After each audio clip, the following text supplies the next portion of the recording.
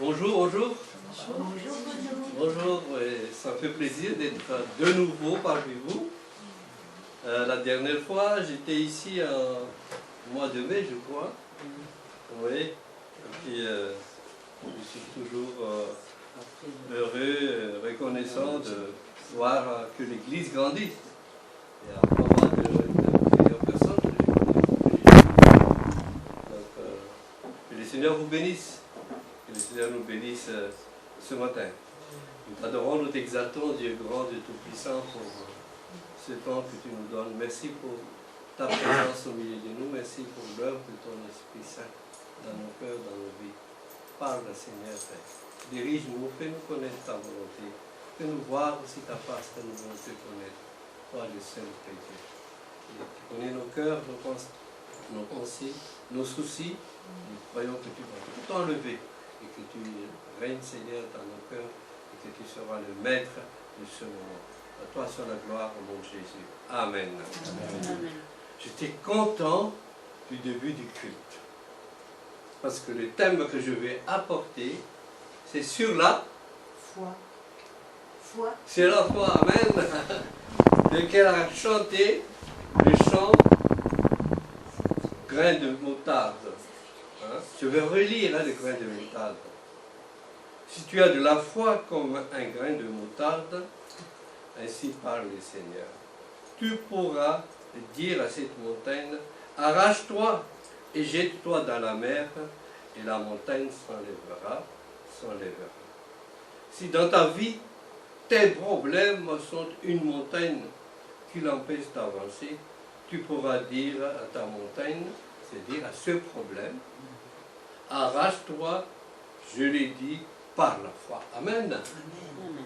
C'est ça. Et on va lire un texte qui correspond à ça. C'est dans Luc chapitre 5. Luc chapitre 5, vous connaissez bien Luc chapitre 5, c'est l'histoire de la pêche miraculeuse. Amen. Vous connaissez la parole de Dieu.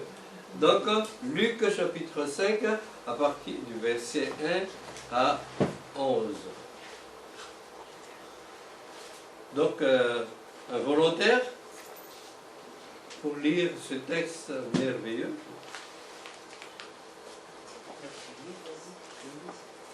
Vas-y, Denise, alors. Alors, comme Jésus se trouvait auprès du lac de Génézareth et que la foule se pressait autour de lui pour entendre la parole de Dieu, il vit au bord du lac 2 barques, d'où les pêcheurs étaient descendus pour laver leurs filets. Il monta dans l'une de ces barques, qui était à Simon, et il le pria de s'éloigner un peu de terre. Puis il s'assit, et, de la barque, il enseignait la foule. Lorsqu'il eut cessé de parler, il dit à Simon, « Avance en pleine eau, et jetez vos filets pour pêcher. » Simon lui répondit, « Maître, nous avons travaillé toute la nuit sans rien prendre, mais sur ta parole, je jetterai le filet. » L'ayant jeté, ils prirent une grande quantité de poissons, et leurs filets se rompaient. Ils firent signe à leurs compagnons qui étaient dans l'autre barque de venir les aider. Ils vinrent, et ils remplirent les 2 barques, au point qu'elles enfonçaient. Quand il vit cela, Simon-Pierre tomba aux genoux de Jésus et dit, « Seigneur, retire-toi de moi, parce que je suis un homme pécheur. » Car l'épouvante l'avait saisi, lui et tous ceux qui étaient avec lui, à cause de la pêche qu'ils avaient faite. Il en était de même de Jacques et de Jean, fils de Zébédée, les associés de Simon.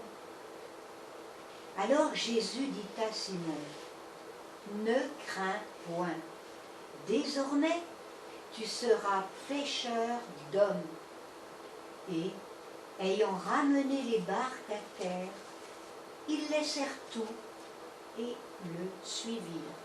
Amen. Donc nous connaissons cette histoire qui nous rappelle la relation de Jésus avec ses disciples.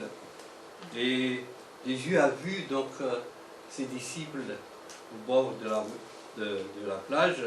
Et là, il est monté sur une barque et commencé à prêcher, annoncer la bonne nouvelle. Et ce qu'il a fait, c'est qu'il a demandé à Pierre de prendre les filets et de jeter dans la mer.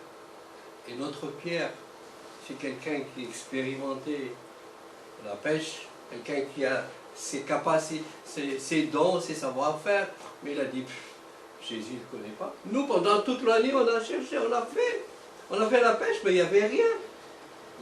Donc, il avait tous ses calculs, il a le jour, l'heure, pour faire la pêche. Il a les filets, il y a les barques, tout est déjà prêt. Mais nous, on a fait toute la nuit. Non, il n'y a rien. Et là, quand j'ai médité ce texte, c'est-à-dire, je ne veux pas faire très long parce qu'on va projeter aussi l'œuvre que Dieu fait, c'est que là, c'est que quelquefois, quand on fait dans l'œuvre du Seigneur ou dans la vie, on a des expériences. Voilà ce que j'ai fait, voilà ce que je fais, mais il n'y avait rien. Seigneur, je priais, je fais ceci, mais il n'y avait rien. Seigneur, j'ai fait ça dans ma vie, mais le médecin m'a aidé, comme le témoignage d'une sœur.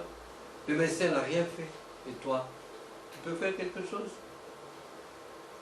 Mais, qu'est-ce qu'il a dit, Jésus, Pierre? Mais, sur ta parole, je jeterai le filet. Sur la parole de Dieu. C'est quoi la parole de Dieu? Comme j'ai dit ça jeudi, j'ai partagé sur la prière. Si nous écoutions la parole de Dieu, si la parole de Dieu est pour nous primordiale dans notre vie, Dieu va nous parler chaque jour. La parole de Dieu est très importante et c'est à nous de creuser cette parole. Et Jésus connaît bien Pierre, parce qu'il l'a déjà dit, tu seras appelé Céphas, Pierre, et tu ne seras plus appelé Simon. Jésus savait qui est Pierre, parce que c'est lui qui a dit, tu es le Messie. Donc c'est déjà Dieu, Jésus connaît le cœur de Pierre, il connaît déjà la vie de Pierre. Mais ici, Pierre a dit, sur ta parole, je jeterai le filet. Et il a mis de côté tous ses savoir-faire. Donc nous aussi, quand on fait des actions de l'œuvre du Seigneur, laissons de côté nos savoir-faire, nos connaissances, nos vies, nos volontés, mettez-les de côté. Sur ta parole, je jeterai le filet. Et c'est ce qu'il a fait, l'apôtre Pierre. Et parce qu'après, il est devenu l'apôtre aussi. Donc là, c'est qu'on voit vraiment que ce Pierre, et ce n'est pas n'importe qui, c'est qu'il était toujours avec Jésus. Et quand Jésus va prier, il appelle toujours Pierre, Jacques et Jean. Donc c'est quelqu'un qui a déjà cette intimité avec le Seigneur. Le Seigneur a besoin de chacun de nous pour avoir cette intimité. Et quelquefois, Dieu ne ferait pas des choses sans vous. Il a besoin de vous pour faire une action, pour parler à notre voisin. C'est nous que Jésus avait besoin dans tout ce qu'il nous montre. Sur ta parole, je jeterai le filet. Et qu'est-ce qu'il a fait? Au verset 3, donc il a dit, il monta dans une barque et qui était à Simon, il pria de s'éloigner un peu de la terre. Puis il s'assit et de la barque, il enseignait.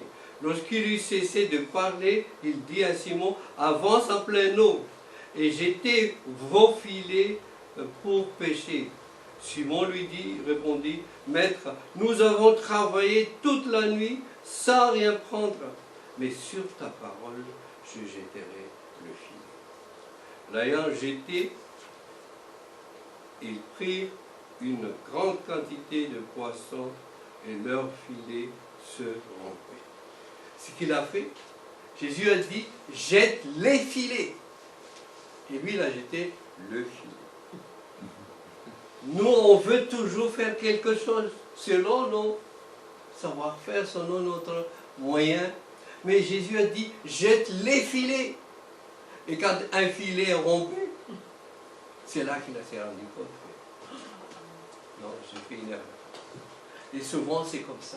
Mais ce qui est merveilleux, c'est que notre Seigneur ne nous condamne pas. Le Seigneur ne nous blâme pas, mais il nous encourage à aller plus loin.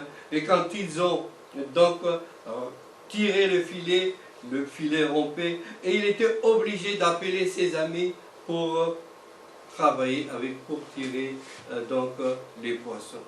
L'ayant jeté, ils prirent une grande quantité de poissons et leur filet se rompait. Ils firent signe à leurs compagnons qui étaient dans l'autre barque de venir les aider. Ils virent et ils remplirent les deux barques au point qu'elles enfonçaient.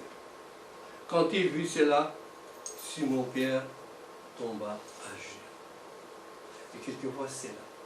Quand Jésus agit dans notre cœur, dans nos vies, c'est là qu'on se met à genoux. Mais avant, on a toujours cette idée de est-ce qu'il peut faire? Est-ce qu'il peut agir? Oui, le Seigneur peut agir selon notre foi aussi. Il a besoin aussi de notre foi, notre confiance en lui. La foi, c'est quoi? C'est la confiance en notre Dieu. Et cette confiance ne devrait pas nous empêcher d'aller plus loin. Et la foi, c'est quoi? La foi, c'est cette confiance que nous avons en notre Seigneur. La foi vient de ce que l'on entend. Et ce que l'on entend vient de la parole de Dieu. La parole de Dieu. La foi, c'est une ferme assurance que nous avons. La foi, sans la foi, il est impossible d'être agréable à Dieu. Amen. Et là, ce que j'ai trouvé, je ne sais pas si vous connaissez l'histoire de Ézéchiel 37. Ézéchiel 37, c'est les ossements. Vous avez déjà lu? Relisez. Mais c'est merveilleux. C'est ça la foi. Dieu a appelé Ézéchiel de prophétiser sur les ossements. Et vous, il a vu les os, mais c'est pas possible, c'est impossible de refaire vivre des os. Mais le Seigneur a dit, prophétise. Dieu nous demande des choses incroyables, chers amis. Préparez-vous. Soyez attentifs à la voix du Seigneur. Être toujours en contact avec le Seigneur et Dieu va vous faire quelque chose. Parce qu'il a besoin de vous. Il a besoin de vous. Il a besoin de nous pour accomplir ces miracles. Prophétise sur les ossements. Quand il a commencé à voir les os qui étaient là, et que les os commencent à bouger, imagine, des os qui commencent à bouger. Il a commencé à voir les nerfs, à voir le peau, puis il commence à voir le corps. Et il a dit, il manque l'esprit. Et Dieu a envoyé l'esprit. Et les os devenus des hommes et des femmes. Quelle que soit la dureté de notre cœur, quelle que soit la situation que nous vivons dans le passé, remettons-nous à Dieu. Amen. Acceptons l'œuvre de Dieu et Dieu va vous donner une vie nouvelle. Dieu va vous donner la joie de vivre cette vie ici-bas. Parce que vous êtes avec Dieu, le Dieu Tout-Puissant. Et quand Pierre a vu cela, il s'est mis à genoux. Et Jésus a dit, désormais, tu seras pécheur. Ne crains pas. Quel que soit ce que vous allez faire, ne crains jamais. Ne doute jamais de la grâce de Dieu. Ne doute jamais, il faut voir toujours la confiance. Quel que soit ce qui. Quand vous avez la confiance à ce Dieu Tout-Puissant, il va vous utiliser tel que vous êtes. Il n'a pas besoin de votre voisin, de votre cousin, cousine, ou frère et sœur, mais vous, c'est vous que Dieu va utiliser. Quel que soit l'âge que vous avez, Dieu peut vous utiliser.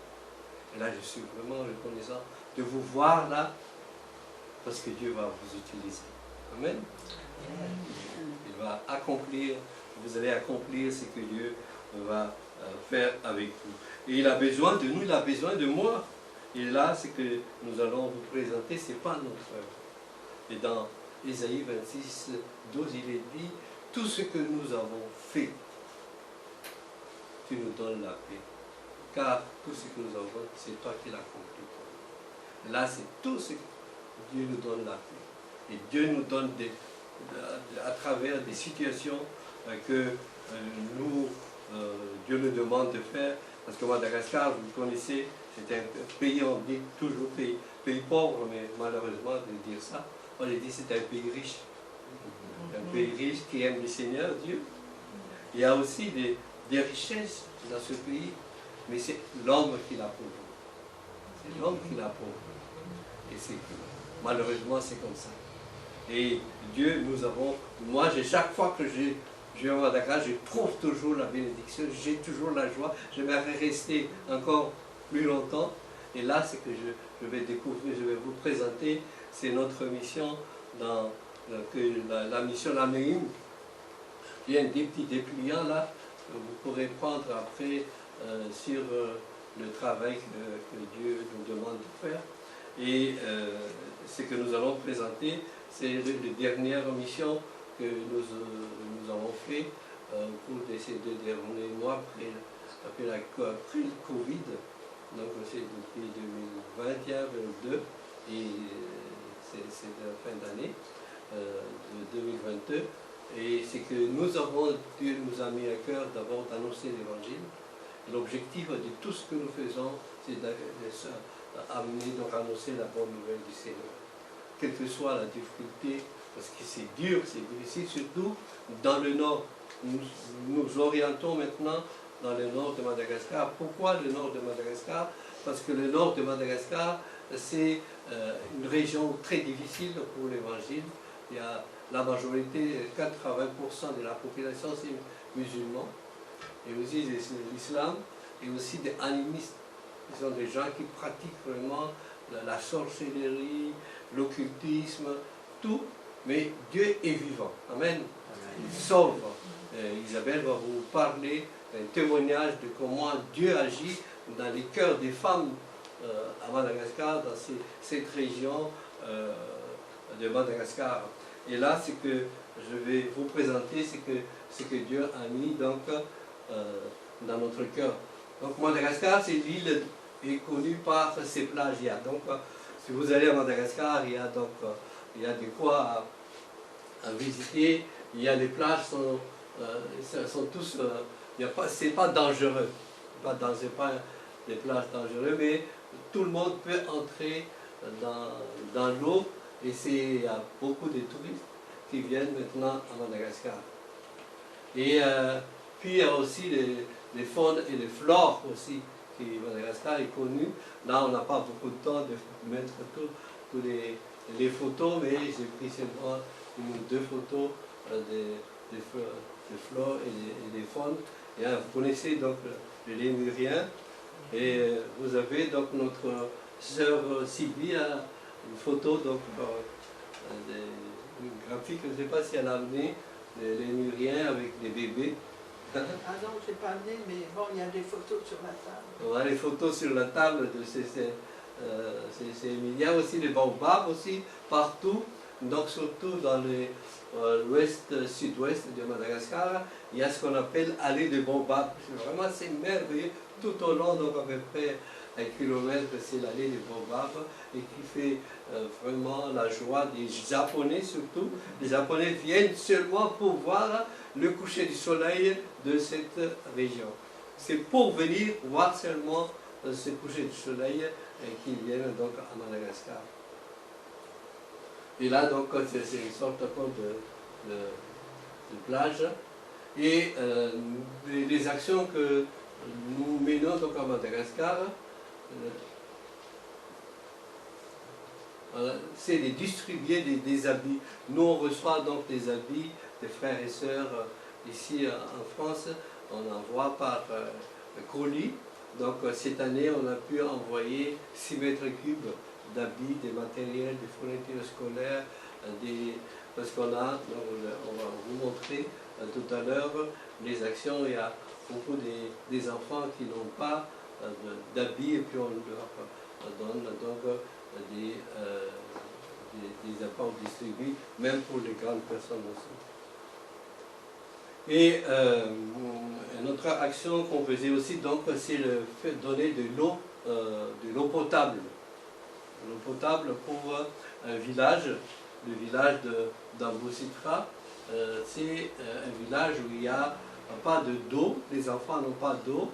Ils vont donc dans la rivière pour chercher de l'eau, pour boire de l'eau, alors qu'il y a la bilharziose, et puis ça donne toujours des maladies pour les enfants. Donc nous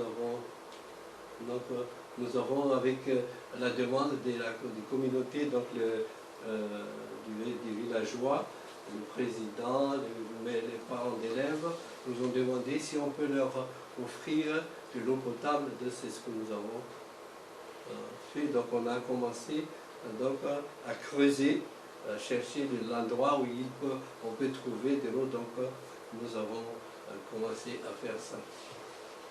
Donc là on a pu avoir donc trouvé l'eau, et puis on a acheté donc des pompes, et puis avec des djapi, on appelle ça djapi, manuel, donc c'est pas Emmanuel là, c'est manuel. Ok, donc voilà, donc l'eau, on a trouvé l'eau là, donc l'eau ça arrive l'eau, donc et là ça fait vraiment la joie de villageois d'avoir de l'eau potable. Voilà. Donc on a fait donc une petite case pour sécuriser la pompe. Donc nous avons pu donc mettre voilà la pompe qui est à l'intérieur, et les gens donc m'amènent les seaux, et pas seulement pour l'école, mais aussi pour les villageois qui viennent, donc il y a des responsables qui s'occupent de ça. Et là on a fait un bassin pour lave-main pour les enfants. Donc nous avons pu prolonger un château d'eau, et puis l'eau vient donc du château d'eau, et les enfants peuvent donc se laver. Et en même temps, on fait aussi des distributions de fournitures scolaires, des cahiers, des stylos. Et donc les villageois, les enfants arrivent, tout le monde arrive, et là on fait des distributions, parce que les fournitures scolaires, maintenant ça augmente, les prix sont très très chers. Donc avec les dons que nous recevons, donc on achète sur place donc les matériels, et là ils sont vraiment reconnaissants. Et puis un autre point, il y a l'hygiène aussi. Donc on les apprend à brosser les dents, parce que les enfants ne brossent pas les dents. Donc on a acheté donc les brosses à dents, les dentifrices, et puis Isabelle leur montre comment on brosse les dents.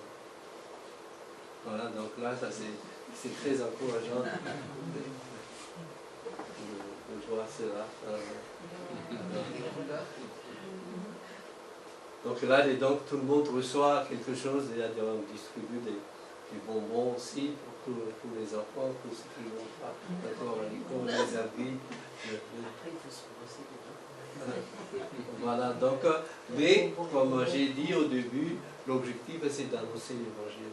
Donc on a toujours un moment qu'on met à part pour annoncer la bonne nouvelle de notre Seigneur Jésus-Christ, expliquer d'où viennent ces dons que nous donnons donc aux villageois. Donc là, voilà, donc il y a comment on appelle ça, le château d'eau, et puis la cage pour la pompe, et puis le bassin. Donc voilà les trois infrastructures qu'on a laissées pour le villageois. Et puis un autre volet, c'est, on était dans un autre village, et j'étais donc dans ce village, et puis le directeur m'a accueilli, et il m'a accueilli dans la cour. Et puis il a dit, excusez-moi, j'ai pas de bureau. Pourquoi? Le directeur n'a pas de bureau. Et il dit, voilà, quand les enfants partent, moi je entre dans la salle de classe, c'est là mon bureau. Et puis il a dit, donc là, si vous avez des possibilités on a des enfants qui ne vont pas des préscolaires qui n'ont pas la possibilité d'aller à l'école. Donc, il dit, mais si vous pouvez nous donner donc une école pour l'école primaire, pour les PP, donc nous on a prié, puis on a pu avoir les fonds, et on a pu donc faire cette école pour l'école maternelle. Donc là c'est la grande salle pour l'école maternelle, et derrière c'est une bibliothèque, aussi le bureau du directeur. Donc, et puis on a pu aussi, avec parce qu'il y avait des surprises de dons, et puis on a fait des meubles, des immobiliers, donc des bancs pour les enfants. Donc et puis des chaises, donc on a pu, des frères et sœurs ont donné des dons, dit ben, moi je prends une chaise, donc c'était 10 €, donc on a pu avoir, collecter, donc, et puis on a pu mettre tous les matériels. Hein. Donc voilà le bâtiment. Voilà. Donc on a fait en 5 mois, on a pu faire, donc ils ont, là maintenant, ils sont dans cette école, dans ce bâtiment. Et puis notre volet, ça, on va dans le nord. Dans le nord, là je donne la parole à Isabelle. On a commencé en Tsui, tu peux venir. On a commencé, ça c'est les frères qu'on sont responsables. Ce qui est encourageant à Madagascar, c'est que quand un frère se convertisse, tout de suite ils vont à l'école biblique et là, tout de suite, ils partent en mission. Même pas de soutien, mais ils ont à cœur vraiment d'annoncer l'évangile et tout de suite, ils y vont. Donc tous ces frères et sœurs, tous ces frères sont du sud, mais ils viennent au nord pour annoncer, implanter les églises. Donc là, on a commencé à Tsui. Donc il y a on fait des séminaires. Hein? Tout à l'heure, on montrera la carte de la région du Nord. Continue. Voilà. Donc ça, c'est les frères et sœurs. Donc on fait chaque année, depuis 12 avec Gilbert. 2012 d'abord avec Gilbert, un séminaire, puis on s'est arrêté. Donc l'église n'a pas vraiment pu démarrer. Et puis on a repris en 2016 qu'on a commencé à faire un séminaire. Donc depuis 2016, donc chaque année on fait des séminaires, il y a des conversions, il y a des villages qu'on a atteints, des églises qui se plantent. Donc maintenant, 2016, chaque année on a une église qui se plante. Donc actuellement on a 5 églises dans le nord, on va vous montrer tout à l'heure dans les cartes là que j'ai mis là. Okay? Et puis on aide aussi, on soutient aussi des jeunes. Et ces jeunes, j'ai rencontré dans la rue, il joue là, et puis je lui ai posé la question pourquoi il ne va pas à l'école. Il a dit je ne vais pas à l'école parce que mes parents ne peuvent pas payer les frais de scolarité et surtout les frais d'inscription. Il est en seconde, donc notre association de l'église à Chartres a soutenu donc ce jeune jusqu'à en bac. Quand il a son bac, donc après on ne le soutient plus. Donc c'est comme ça qu'on fait. On soutient les jeunes. Quand il aura son bac, donc il sait jouer, parce qu'on ne peut plus le faire. Et puis on aide aussi, donc, si tu peux expliquer un peu, c'est une... Alors, donc, notre association culturelle à Chartres aide. Il y a des familles qui aident, qui parrainent donc le jeune qu'on a vu avant pour sa scolarité. Et la madame, là, Georgette, c'était une fille qu'on a accueillie. Elle avait 12 ans quand elle est venue chez nous. Et quand nous avons quitté Madagascar, donc elle était un peu perdue dans la nature. Et puis, on était arrivé une année et puis on l'a retrouvée. Puis qu'est-ce que tu aimerais faire dans ta vie au lieu de un peu... Donc elle a dit, moi j'aimerais apprendre la coiffure. Donc notre église l'a soutenue pour qu'elle fasse une année d'école de coiffure. Et maintenant elle est coiffeuse. chaque fois que je vais à Madagascar, Je profite. le coffre. Et elle s'est mariée, son mari est pâtissier dans l'hôtel Carlton. Voilà, il a un poste et Bon pour poste, l'office. Donc l'église, on l'a aidé pour ses matériels, pour la brochine, un peu les bases pour la coiffure. Quoi. Donc, Parce que là maintenant elle veut faire à son compte. elle veut s'installer comme coiffeuse. Parce Mais qu'elle avec est le douée, confinement, elle c'était est pas très possible. douée. Maintenant, comme Gilbert a dit, il n'a jamais vu une fille très jolie comme Georgine. Parce qu'il a vu, il a dit qu'elle est chez nous. Elle est très belle, très. Voilà, donc c'est Et le bébé Georgette. aussi, oui. Avec Il y en son a petit elle chapeau. aussi. Yoël. Ah oui, Alors, on a soutenu aussi Yoël, là, qui était... La fille, là. Oui, c'est sa maman, une fille mère, donc elle n'avait pas de papa ou son papa l'a abandonnée. Donc notre église aussi a soutenu, une famille l'a soutenue, l'a parrainée jusqu'à... parce qu'elle a toujours, à Madagascar, les écoles privées sont payantes. Et dans les écoles publiques, ce qui est difficile, c'est qu'il y a trop d'enfants. Donc elle a été dans une école privée et c'est une famille qui l'a soutenue jusqu'à ce qu'elle soit au lycée, c'est-à-dire après le troisième. Et puis là, au lycée, c'était gratuit. Donc la famille a arrêté de la soutenir. Elle est en seconde, elle est en première cette année. Elle est en première cette année. Voilà un peu l'action qu'on fait. Et puis, merci Seigneur, on a rencontré encore cet été. Merci. Tu peux lire? Je ne vois pas très bien. Vas-y Florence. Florence, tu peux lire fort? Merci infiniment pour votre collaboration. Que Dieu bénisse chacun de vous.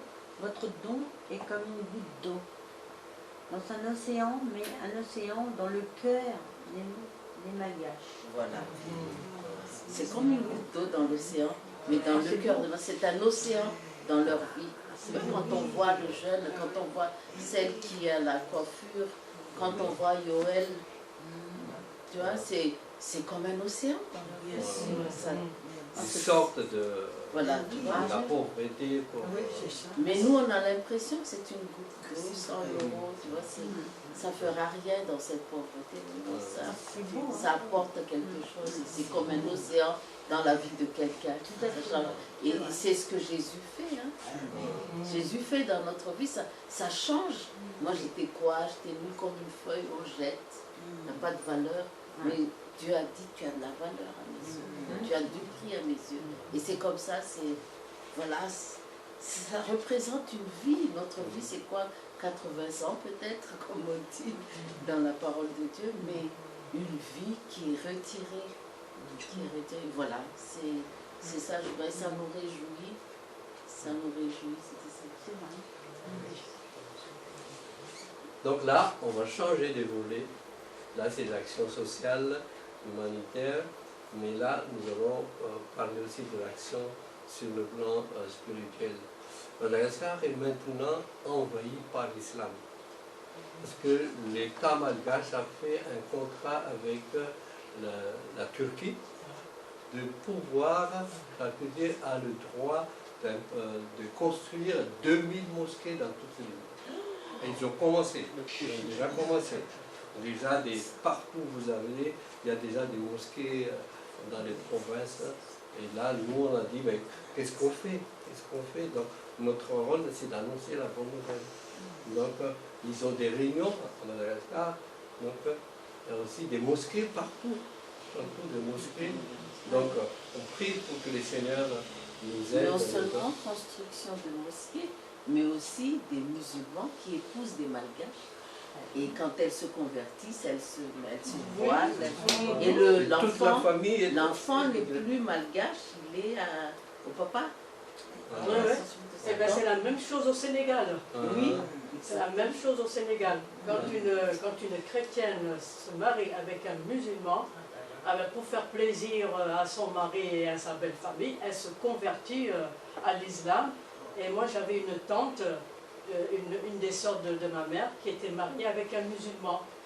et au Sénégal, quand on écoute les avis de décès, et j'ai appris comme ça qu'elle a été enterrée au cimetière dans un cimetière musulman à Dakar. Ça avait été un choc total dans ma famille. Ah oui, ça se passe comme ça au Sénégal. Et quelquefois, je supplie le Seigneur de ne pas se laisser, de ne pas nous... Que Jésus ne nous laisse pas dans la gueule du loup, passez-moi l'expression. Parce que l'islam est en train de grignoter, comme le cancer. Ça se voit maintenant. En Madagascar, on voit jamais des femmes avec... Mais ils font des actions sociales aussi. Ah oui, maintenant, C'est ça qui attire les de jeunes. l'hôpital, des orphelinats, des Ils ont écoles, des orphelinats aussi, ils ont des des cantines, C'est un des guet-apens. cantines scolaires Voilà. aussi pour les enfants. Ah oui, alors ils sont qui? Voilà.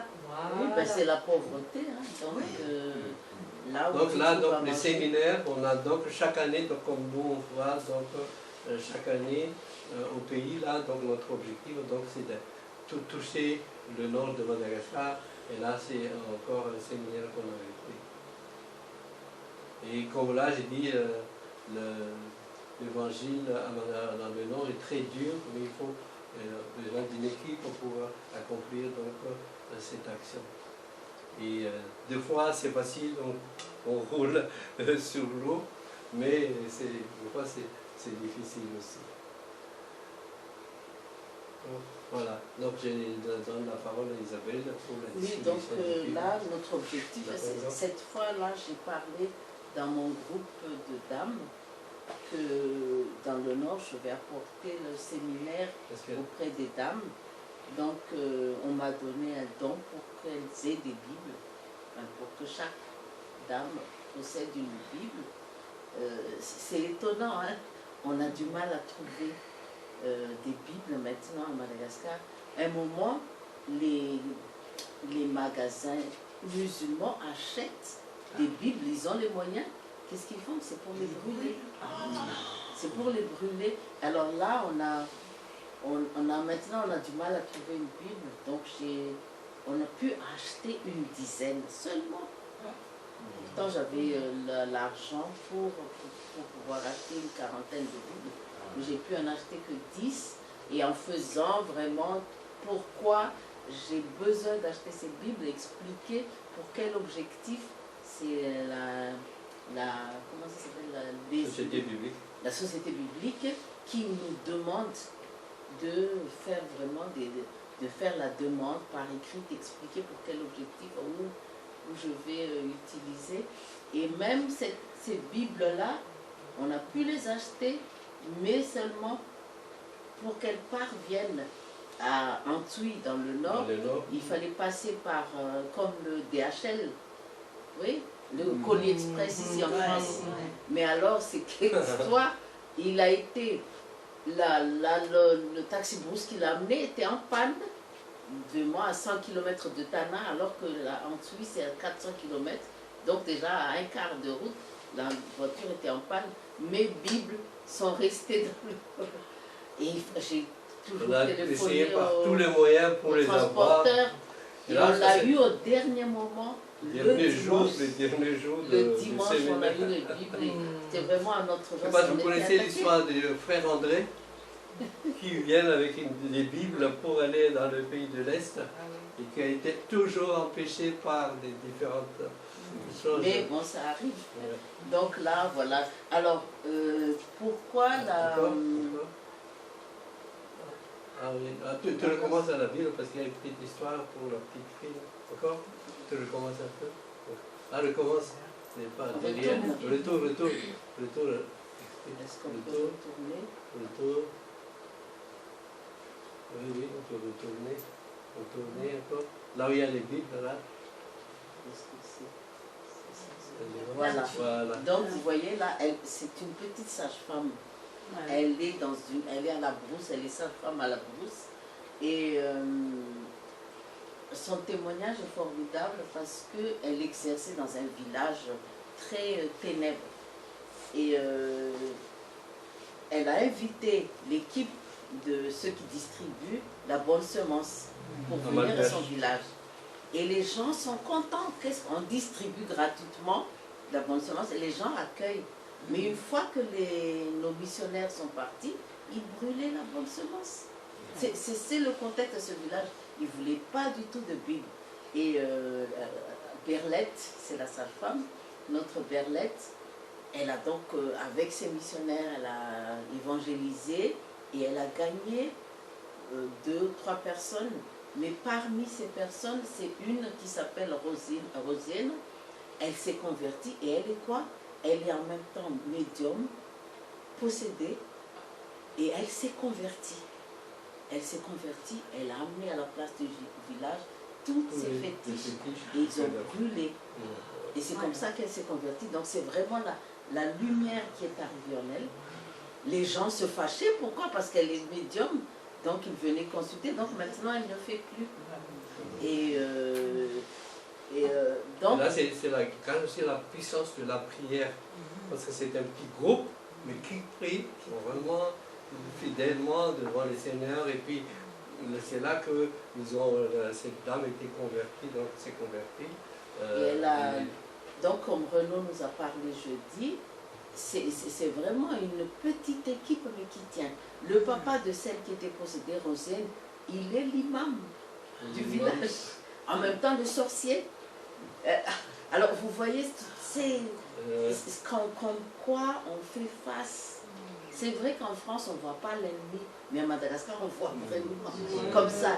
C'est mieux, je pense, on cible l'ennemi. Et donc le village n'est pas... Ils sont persécutés, voilà. Ils sont persécutés et même ces ébus ont été cambriolés. À Rassage, il y a Berlette. Et arrivé là-bas, voilà que les brigands reviennent, lui demandent pardon, on vous ramène vos ébus. Ils n'arrivaient pas à les vendre. Ils n'arrivaient pas à les vendre. On vous ramène vos ébus. Ils ont volé et ils savaient où ils ont volé, c'est surtout ça. Et donc ils ont ramené, ils ont des témoignages puissants comme ça, comme dans les actes des apôtres. Et voilà, ils sont revenus. Et même quand ils viennent dans la consultation dans son cabinet, ils voient où Berlette range ses sous. Parce que là-bas, on paye en espèces. Hein. Ils voient, puis ils volent. Ils ont pris. Et bien, 2 jours après, ils reviennent, ils demandent pardon. Voilà ce qu'on a pris dans votre... Donc voilà, elle nous donne des témoignages vraiment, ils sont encouragés. Hein. Et notre Rosina, celle qui était possédée, est tombée malade. Elle dit, ben, tu vois, regarde, tu as abandonné tes fétiches et tu es malade. Mais elle dit, mais je suis un être humain. Tout le monde tombe malade, qu'elle soit médium ou quoi. Donc moi je suis à Jésus, c'est pas pour ça que je vais quitter Jésus. Et voilà, donc voilà, c'était vraiment formidable de voir. Il y a des femmes qui parlent, qui lisent la Bible, mais il y en a aussi qui apprennent à lire. Donc à voir là, donc, voilà, oui. Elle apprend par l'alphabétisation, elle a une méthode pour apprendre aux femmes à lire c'est la un Bible. autre objectif pour l'alphabétisation, bon, j'aimerais en parler tout à l'heure. Donc là, on commence donc à faire la formation biblique au séminaire. Il y en a pas mal de jeunes qui s'intéressent, qui veulent se former donc, dans la cellule du Seigneur.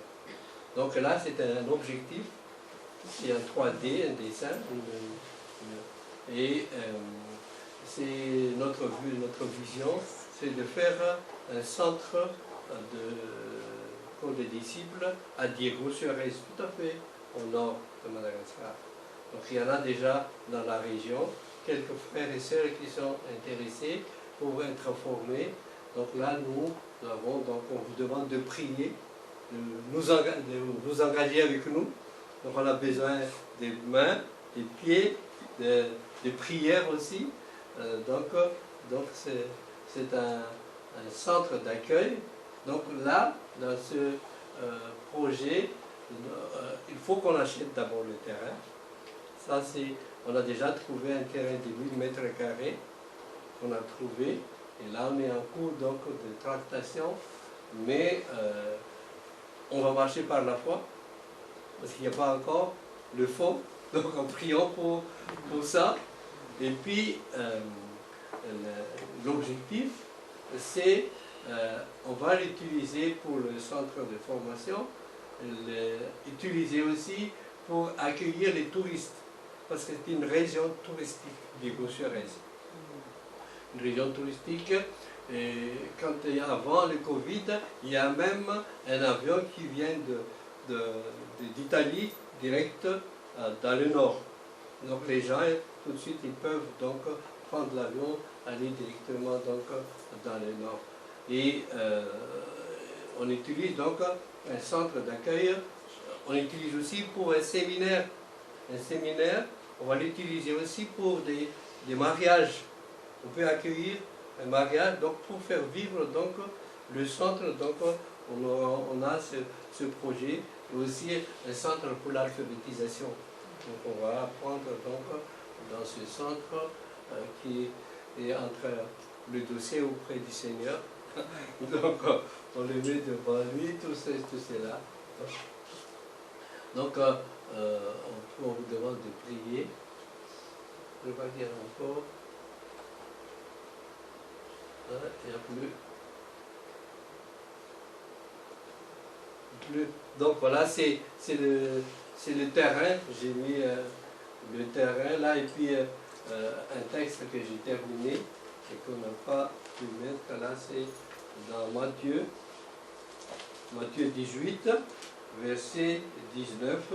Il est dit, donc, je vous dis encore, si Dieu d'entre vous s'accordent sur la terre pour demander une chose quelconque, elle leur sera accordée par mon Père qui est dans les cieux. Car là où 2 ou 3 sont assemblés en mon nom, je suis au milieu d'eux. Donc, si nous nous accordons donc, de prier pour ce projet, ce défi, ce grand défi, donc que Dieu manifeste. Donc j'ai des dépliants sur la table là, j'ai aussi un projet. Je peux voir, voilà, ça, et puis le grand papier, voilà, avec les dessins. Et voilà. Voilà, comme ça, désolé. Voilà, donc j'ai mis dans ce papier là, et puis il y a un dépliant, si vous voulez vous engager. Donc MEIM, c'est l'ancien président, c'est Gilbert était MEIM, président de la MEIM. Moi je suis le coordinateur et il y a un nouveau président donc actuellement. Et ce centre est, nous l'appelons Centre de formation des disciples en Tirane, centre de formation des disciples en Tirane. Donc, nous vous demandons donc nous avons besoin de votre collaboration. Donc, on vous met en défi aussi donc de s'engager avec nous pour que Dieu ouvre la porte pour ce nord, pays du Nord, et qu'il soit honoré, que des hommes et des femmes puissent s'engager. Il y a une carte là qui dit, je n'ai pas d'autre. À la fin, il n'y a pas. À la fin, il n'y a pas de. Bon, d'accord. Ok. Ok, c'était coupé de malheureusement.